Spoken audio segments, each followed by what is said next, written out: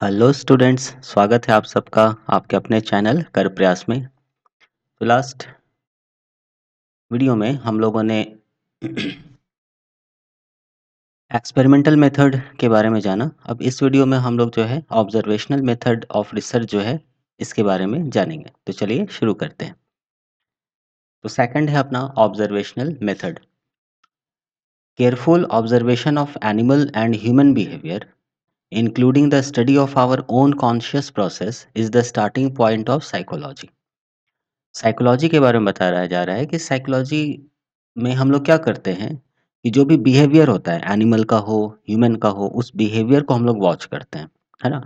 तो careful observation किसी animal का या ह्यूमन के बिहेवियर का जब हम लोग करते हैं, तो वो हमारा स्टार्टिंग पॉइंट होता है साइकोलॉजी का।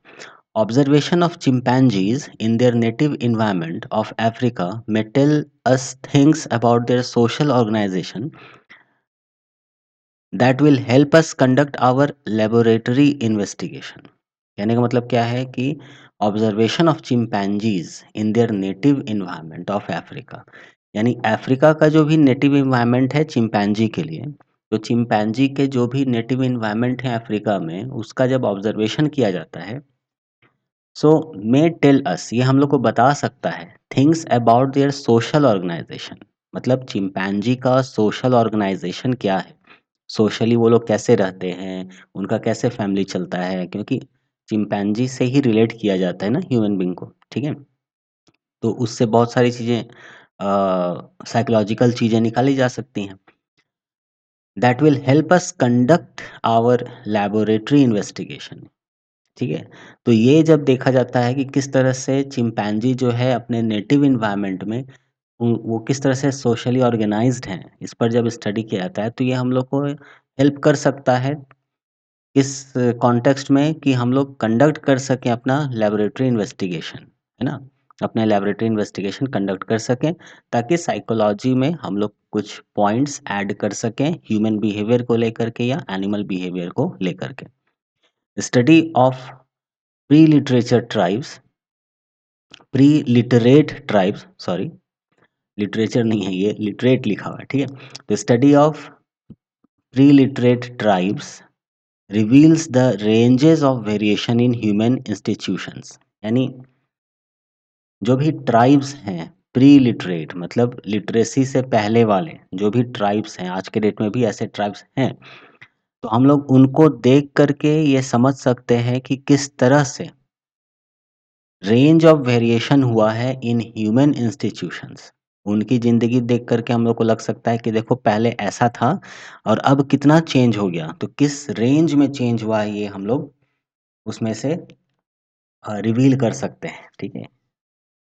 आइडिया निकाल सकते हैं या बतला सकते हैं। Which would go unrecognised if we continued our study to men and women of our own culture, यानी हमारे सोसाइटी में, हमारे कल्चर में, हमारे इर्द गिर्द में जो भी मेन या वुमेन हैं, अगर इनको ही देख करके सिर्फ हम लोग स्टडी करें या स्टडी कंडक्ट करें, तो ये हम लोगों को विच वुड गो अनरिकॉग्नाइज्ड, ठीक है? ये हम लोगों को उतना ज़्यादा रिजल्ट नहीं देगा और उतना ज़्यादा हम लोग कंपेयर नहीं कर सकते हैं, और इन ट्राइब्स को हम लोग रिकॉग्नाइज भी नहीं कर सकते हैं कि ये लोग कहाँ हैं और हम लोग कहाँ पहुँच चुके हैं, या ये ट्राइब्स का लाइफ जो है वो कहाँ अभी भी है, और अभी के ही समय में, आज के डेट में, हम लोग के कल्चर में हम लोग कहाँ से कहाँ पहुँच गए हैं, ठीक है? तो ये जब तक हम लोग डिफरेंशिएट नहीं करेंगे, तब तक कई सारी चीज़ें निकल कर सामने नहीं आएँगी। Motion pictures of newborn babies, motion pictures of newborn babies का मतलब क्या हुआ कि जैसे न्यूबॉर्न बेबीज़ के जो वो स्लो मोशन के जो पिक्चर्स होते हैं ना, बच्चे कैसे बड़े हुए, कैसे उनका डेवलपमेंट हो रहा है, वो सारा कुछ है ना? तो motion pictures of newborn babies reveal the details of movement patterns shortly after birth, यानी जन्म के बाद ही बच्चों में क्या क्या चेंजेस आ रहे हैं, है ना? एक नॉर्मल बच्चे में क्या चेंजेस आ रहा है, वो हम लोग अगर निकालते हैं, तब जा करके हम लोग बता सकते हैं कि 1 महीने में या 7 दिन में, या मान के चलो 1 ही महीने में, 1 महीने में ये चेंजेस आएगा, 6 महीने में ये चेंजेस आएगा। तो जिन बच्चों में वैसे चेंजेस नहीं दिख रहे हैं, तो हम लोग बोल सकते हैं कि वो कुछ ना कुछ गड़बड़ी होगा या कोई ना कोई डिज़ीज़ होगा या कोई ऐसा बात है तो, या कोई विटामिन का कमी है या कोई प्रोटीन का कमी है या कोई कार्बोहाइड्रेट का कमी है, यानी न्यूट्रिशनल डेफिशिएंसी है, तब हो सकता है कि बच्चों में वो चेंजेस नहीं हो रहा है ना? तो ये सारी चीज़ें कहाँ से आ रही हैं? तो नॉर्मल जो भी है लाइफ़ है उसको देख कर के जब समझा जाता है ना? तब उसमें से थ्योरीज़ बनाए जाते हैं, है ना?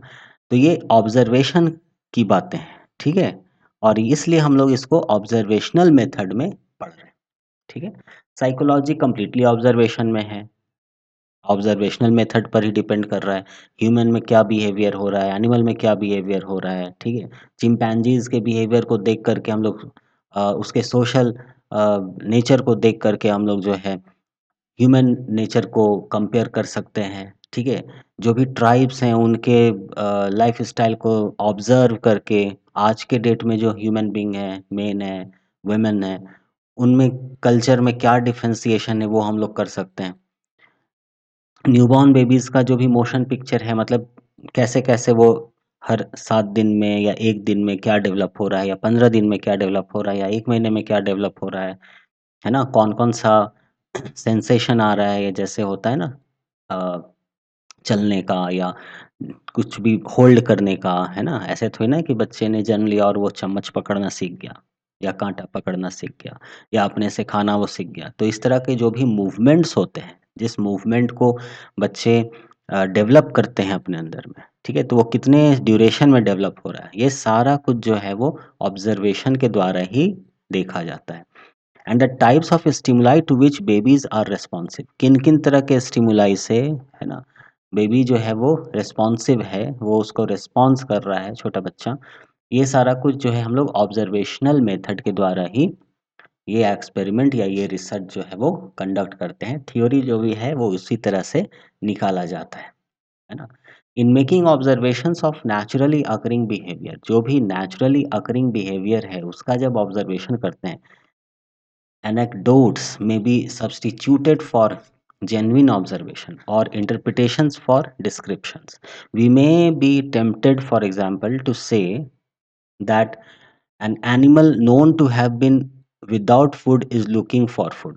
कुछ समय अगर जानवर को बिना भोजन के रख दिया जाए तो फिर वो भूल जाएगा, मतलब शेर भी भूल जाएगा कि वो शेर है, उसको सिर्फ़ और सिर्फ़ खाना ही दिखेगा। अगर खाना रख दिया जाए, तो फिर वो किसी और को मारेगा, पीटेगा कुछ नहीं, उसको सिर्फ़ खाना चाहिए, वो खाना के लिए दौड़ जाएगा, है ना? वो भूखा रह जाता है, मतलब भूखा है सिर्फ़ खाने के लिए।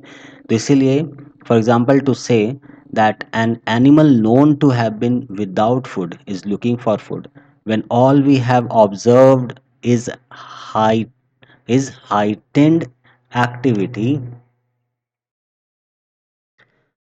heightened activity when all we have observed is heightened activity, investigators must be trained to observe and record accurately. जो भी इन्वेस्टिगेटर है उसको ट्रेन करना चाहिए, किस लिए? To observe and record accurately, मतलब एग्जैक्टली सही से ऑब्जर्व करने के लिए और जो भी ऑब्जर्व किया है उसको रिकॉर्ड करने के लिए उस इन्वेस्टिगेटर को ट्रेन करना चाहिए in order to avoid projecting their own wishes और biases into what they report.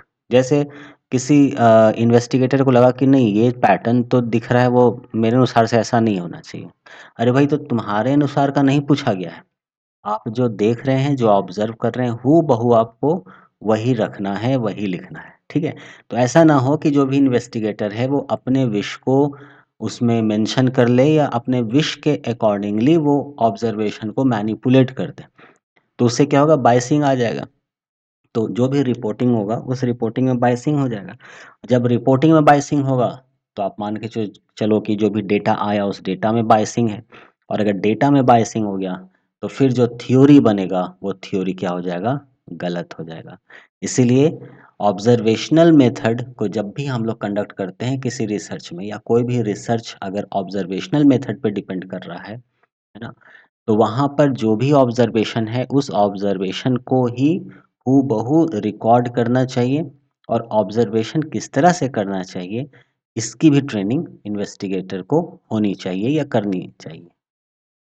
ठीक है? तो इस तरह से ऑब्जर्वेशनल मेथड करेक्टली, प्रिसाइज़ली, है ना, अनबायसिंग के साथ वो अच्छे तरीके से हो पाएगा। ठीक है? अब नेक्स्ट है सर्वे मेथड। तो इस वीडियो में हम लोग यहीं तक रखते हैं, ऑब्जर्वेशनल मेथड तक ही। नेक्स्ट वीडियो में हम लोग सर्वे मेथड यानी फील्ड स्टडी जो है इसके बारे में पढ़ेंगे। तब तक पढ़ाई करते रहिए। All the very best. भाग मत कर प्रयास, भाग मत, भाग मत।